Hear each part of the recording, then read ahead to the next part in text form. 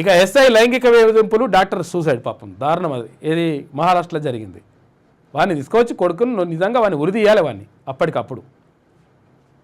కొంతమంది డిపార్ట్మెంట్లో నిజంగా మంచిగా నిజాయితీగా పనిచేసే వాళ్ళు ఉంటారు, కొంతమంది లంగ కొడుకులు ఉంటారు. ఇటువంటి వాళ్ళు ఆడోడు మోపవుతారు. ఇట్లా వీళ్ళ వల్ల డిపార్ట్మెంట్ మొత్తం చెడ్డ పేరు వస్తుంది. ఈ కొడుకు మొత్తం లైంగికంగా వేధించేసి 5 సార్లు అత్యాచారం చేసి అమ్మాయి పైన మొత్తం దారుణంగా హింసిస్తే ఏం చేయాలో అర్థం కాక ఆత్మహత్య చేసుకుంది. చేతి మీద సూసైడ్ నోట్ రాసింది. ఇటువంటి వేస్ట్ ఫెలోస్ ఎట్టి పరిస్థితుల్లో వదలొద్దు. ఎస్ఐతో పాటు పోలీస్ అధికారుల లైంగిక వేధింపులు తట్టుకోలేక యువ డాక్టర్ చేతిపై సూసైడ్ నోట్ రాసుకొని ఆత్మహత్యకు పాల్పడడం మహారాష్ట్రలో సంచలనం రేపింది.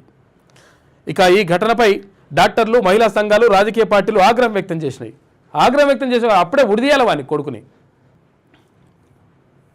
అరచేతిపై సూసైడ్ నోట్, వైద్యురాలి ఆత్మహత్య. మహారాష్ట్రలో దారుణం. ఓ ఎస్ఐ తన మీద పలుమార్లు అత్యాచారానికి పాల్పడ్డారంటూ ప్రాణం తీసుకున్న ప్రభుత్వ డాక్టర్. పాపం చాలాసార్లు అత్యాచారం చేసినట్టు వీడు దుర్మార్గుడు. వీని డైరెక్ట్ తీసుకొని ఉరి తీసి పడేశారే కొడుకుని. మరో పోలీస్ అధికారి మానసికంగా వేధించారని వెల్లడి. పోస్టు మార్టం, ఫిట్నెస్లపై నకిలీ నివేదికల కోసం పోలీస్ అధికారులు తీవ్రమైనటువంటి ఒత్తిడి తెస్తున్నాడు. చూసుకోయిగా తప్పుడు మీరు నివేదికలు ఇవ్వాలని చెప్పేసి అట్లా ఈ తీవ్రమైన ఒత్తిడి తెచ్చే కొడుకులను కూడా మొత్తం వదలొద్దు అసలు. యాక్చువల్గా డిపార్ట్మెంట్ అందరికీ చెడ్డ పేరు వస్తుంది ఇటువంటి లంగల వల్ల.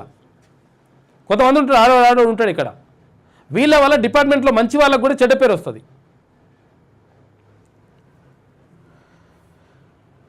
గతంలోనే ఉన్నతాధికారులకు లేఖ రాసినా పట్టించుకొని పోయినాం.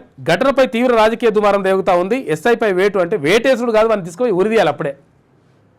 పాప ఎంత అందంగా రాసి చూడు, అద్భుతంగా ఉన్నది రైటింగ్ ఈ అమ్మాయిది.